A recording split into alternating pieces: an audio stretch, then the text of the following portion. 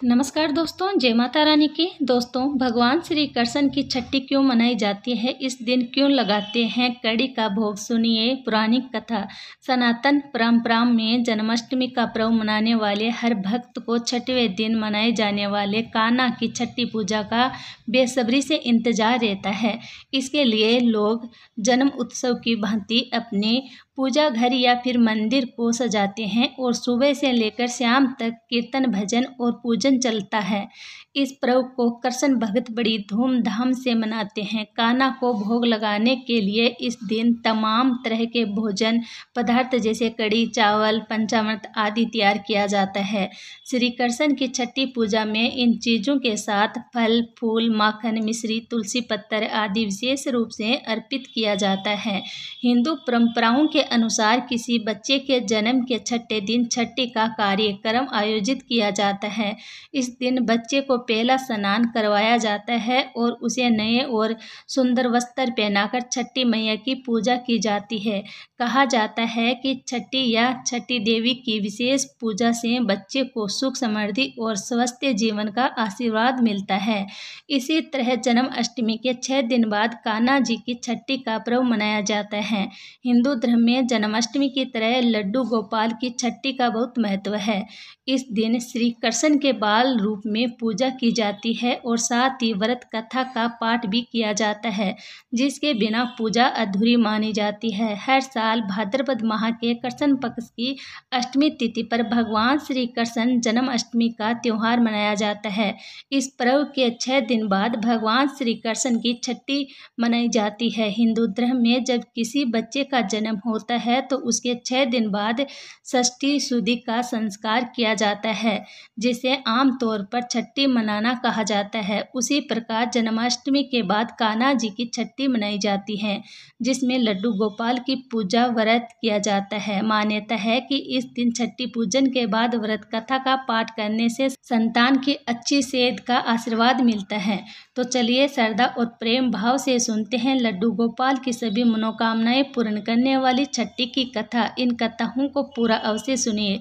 कथा सुनने से पहले एक बार प्रेम से बोले लड्डू गोपाल कीजिए। पुरानी कथा के अनुसार ब्रज की भूमि पर भगवान श्री कृष्ण के परम भक्त कुंभन दास रहते थे। कुंभन दास हमेशा ही ठाकुर जी की भक्ति में लीन रहते थे। कुंभन दास का एक बेटा था रघुनंदन। कुंभन दास के पास भगवान श्री कृष्ण की बांसुरी बजाते हुए चित्र था।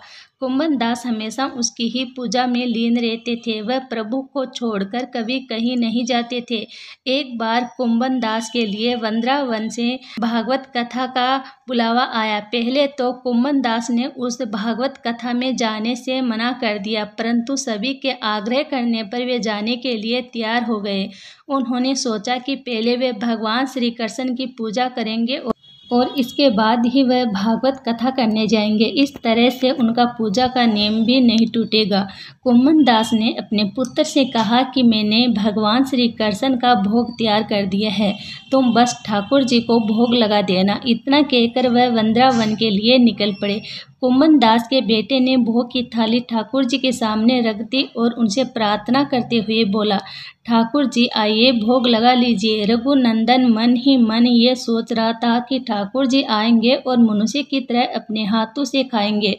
कुंभन दास के बेटे ने कई बार भगवान श्री कृष्ण से आकर भोजन करने के लिए कहा, लेकिन खाना उसी प्रकार से देखकर वह निराश हो गया और रोने लगा। उसने रोते रोते भगवान श्री कृष्ण से कहा कि भगवान आप आते क्यों नहीं हैं, आकर भोग लगाइए। उसकी पुकार सुनकर ठाकुर जी एक बालक का रूप लेकर आ गए और भोजन करने के लिए बैठ गए, जिसके बाद रघुनंदन के चेहरे पर मुस्कुराहट आ गई। वृंदावन से भागवत करके जब कुंभन दास घर लौटा तो उसने बेटे से प्रसाद के बारे में पूछा। रघुनंदन ने अपने पिता से कहा कि ठाकुर जी ने सारा भोजन खा लिया। कुंभन दास ने सोचा कि अभी रघुनंदन नादान है, उसने ही सारा प्रसाद खा लिया होगा और डांट की वजह से झूठ बोल रहे हैं। अब रोज कुंभन दास भागवत कथा के लिए जाते और जब वह घर वापस आते तो देखते सारा प्रसाद खत्म हो जाता था। कुमन दास को लगा कि अब उनका पुत्र कुछ ज़्यादा ही झूठ बोलने लगा है। कुमन दास ने एक दिन लड्डू बनाकर थाली में रख दिए और दूर छिपकर देखने लगे।